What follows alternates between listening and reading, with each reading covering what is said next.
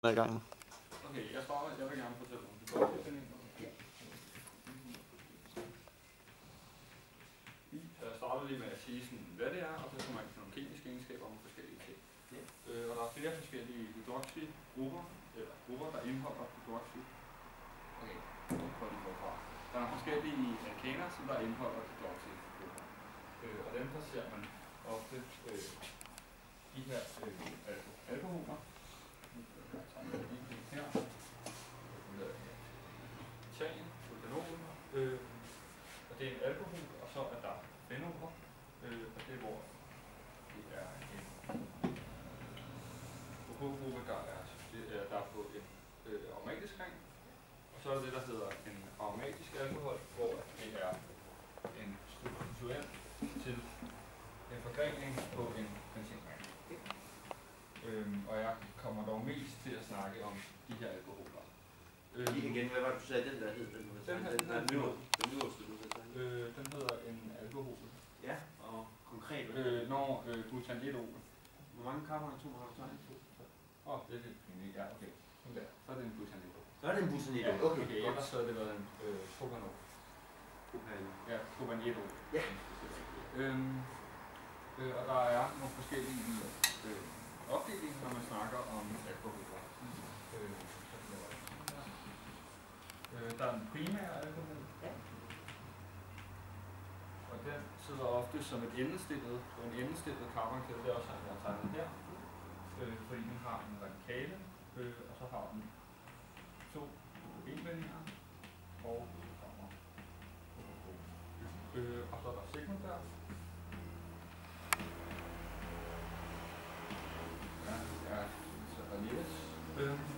Og den sidder ofte imellem, altså inden i en binding. Der har f.eks. været, hvis nogen havde siddet på det her carbonatom, så ser man ved, at der er en radikale, og så tegner den her. Og den kan selvfølgelig også sidde, som så sidder her og her. Det er fuldstændig lineært. Og så er der en tertiær.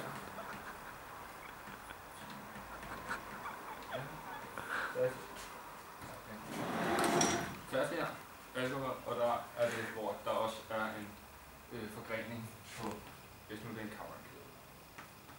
Den har 3 radikaler.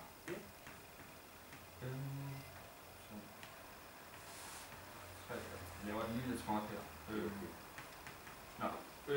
Hvis nu man har de her primære, sekundære og tertiære alkoholer, så kan man oxidere dem.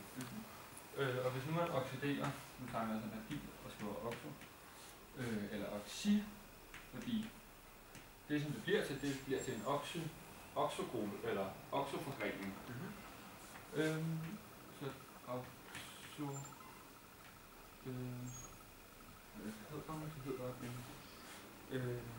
oxoforbindelse.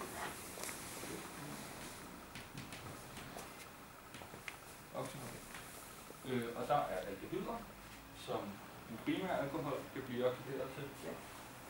Og den har formen, hvor man siger, at der er en radikale på, og så er der et dobbeltbundet O, og så er der et hydrogenbund til. Hvad tror du, jeg vil spørge om nu? Jeg kan oxidere den videre til en carboxylsyre, eller? Det er rent om, hvordan vil du kunne gøre den oxidation? Hvordan vil du kunne lave den i praksis i laboratoriet? Okay, så der var det en di. Det kan jeg ikke lige huske, men jeg kan huske, at hvis nu vil være oxideret videre til en carboxylsyre, så vil man bruge en Felix-opløsning. Det kunne man gøre, ja. Og så kan jeg lige sige, at det her det var selvfølgelig aldehyd.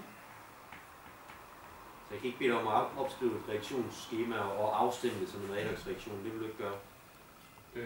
Det kan jeg godt også gøre, men ellers vil jeg lige prøve at fortsætte med det her, fordi jeg kommer ind på nogle andre ting senere. Okay. Men aldehyd, og hvis nu man oxiderer den sekundære alkohol, så får man ketonen. Dem kommer jeg også nærmere på senere, aldehyder og ketoner, hvor de bliver brugt. Og den har den her strukturformel, hvor siger, at der er en radikaler, og så er der et C, kommer til, en dobbeltbundet O, og så er der endnu en radikal. Og den her kan så ikke oxideres videre, ligesom den her heller ikke kan oxideres videre. Hvis nu man oxiderer aldehyden videre, så får man selvfølgelig en carboxylsyre. Og den har formlen, en radikal, og så og en hydrogen. Så det er sådan nogle af deres kemiske egenskaber, ja. Som helt overordnet. Og man kan sige også, at rent sådan kemiske egenskaber, så hydroxyproblem eller alkoholer har ofte kan man ofte opløse ret nemt. Og så er det også sådan i vand. Okay, er det en fysisk eller en kemisk egenskab? Det er en fysisk egenskab, ja. Men det er sådan, det må være at nævne. Ja. Og at de ofte har en lav pKs-værdi. Ja. Jeg læser noget. Jeg ved ikke, hvad du tænker på. Nå, så prøver jeg lige at gå videre. Fordi jeg tænkte på at se også noget, der kunne være lidt sjovt at se på, når man taler om de her. Det er nemlig kondensationsreaktioner. Ja, okay. Og med carboxylsyre, undskyld, det har jeg lige noget i til.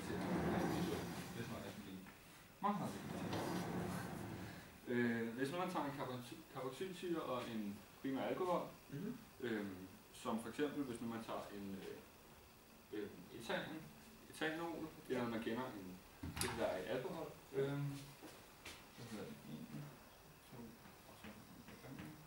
Det her det er etanol, og når man så tager det og gør det med butansyre.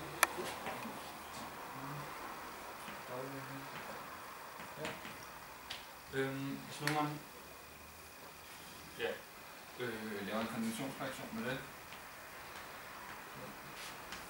så vil man se, at så får man en ester i det, og så får man også i biproduktet, fordi at, eller ikke fordi at, men fordi den her gruppe sætter sig på den her.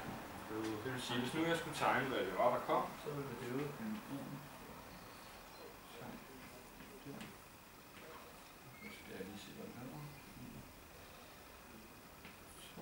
den vil så hedde en etylbutanoat. Butanoat, ja. Hvorfor det?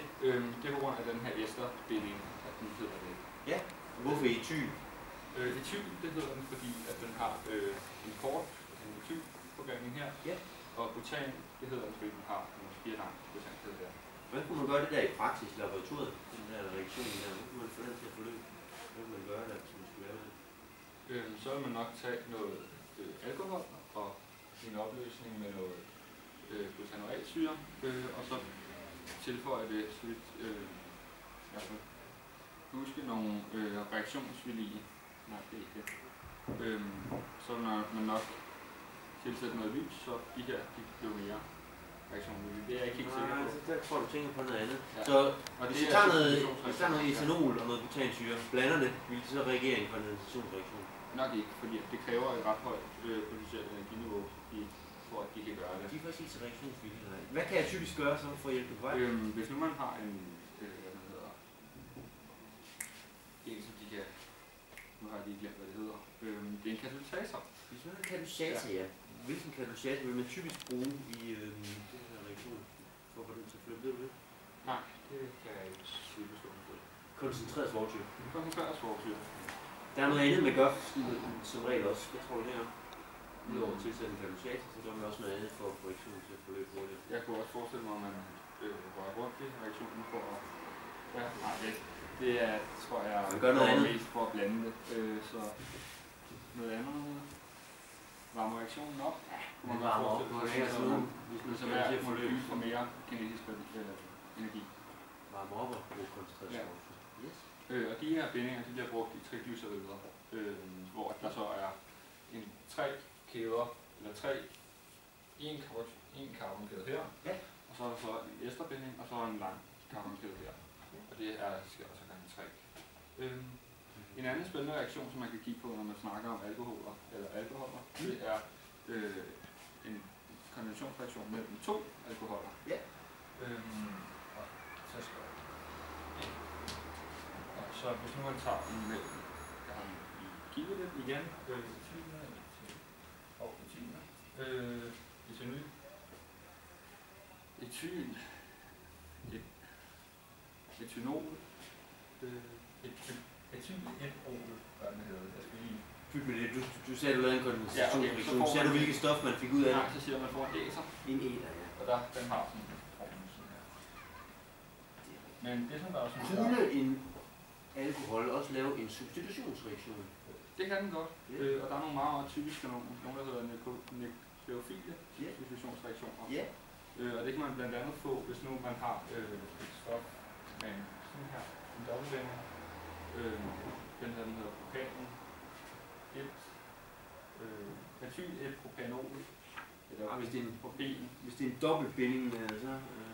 Ja, men jeg tænker, hvis nu man tilsætter noget vand og får den til at reagere. Hvilken reaktionstype er det?